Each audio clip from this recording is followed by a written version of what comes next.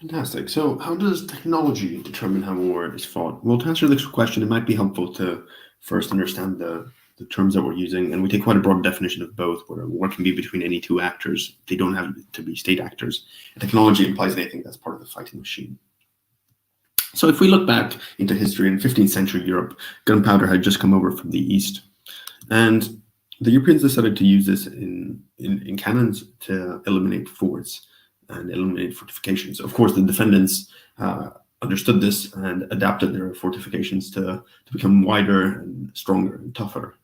And of course, the counter effect of this is that now with these bigger fortifications required much larger garrisons, which in turn meant that armies had to be a lot larger and to try and siege these fortifications effectively. So that's how a simple technology such as gunpowder has gone and completely changed army sizes and how sieges are done. Then if we jump forward to 20th century and looking at post-World War II, the US and the USSR are competing in space, they're competing ideologically, politically in proxy wars, and they're also competing on a nuclear level. And the US had just developed more accurate missile systems that were able to target Russian silos. And the Russians realized that this meant that the US could have effectively eliminated their nuclear capabilities. And this threat was then countered by the creation of Triad and trying improving technology and also displacing the technology so that it couldn't just be eliminated with a single strike.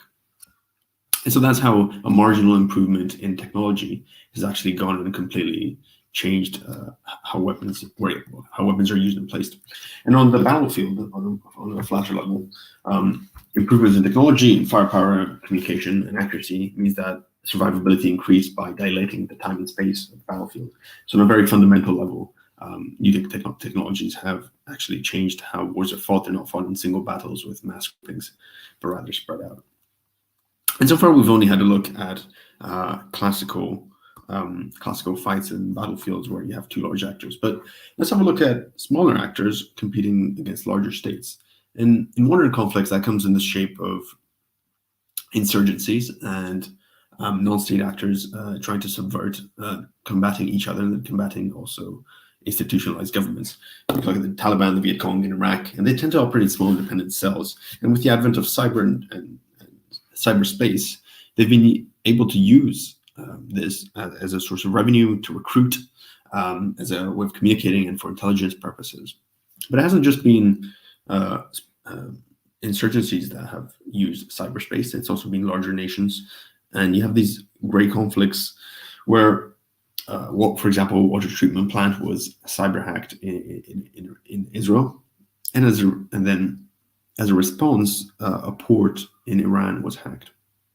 And the very interesting thing about this is that this is classical sabotage, but there remains a veil of deniability, and you can also contain the casualties because you're not airstriking a facility, but you're simply deactivating, or with Stuxnet, you're destroying the Iranian nuclear program.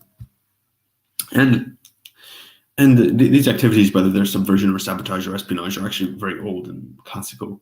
But cyber has just offered new ways and new channels for them to happen. You can hack Facebook and get all of their data on their users. You can put ads and subvert democracies by polarizing citizens, or you can help instigate revolutions and protests against governments and autocracies by pushing certain channels and encouraging them to in a digital space. But it's important that in history, it's important to widen the definition of technology and war and combat, not just the front line, what's happening on the front lines, but also what's happening behind them. And logistics is actually a key component of this.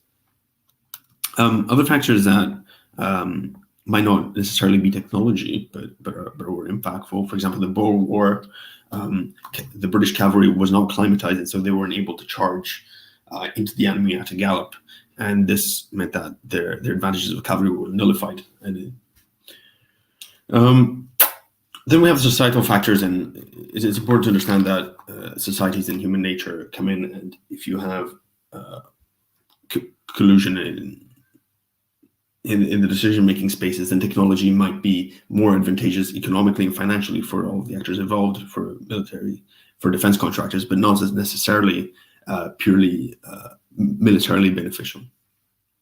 And then there's cultural factors of how organizations learn. So in summary, the technology has allowed forces to develop and change and have new activities, but the fundamental combat and fighting hasn't changed as much.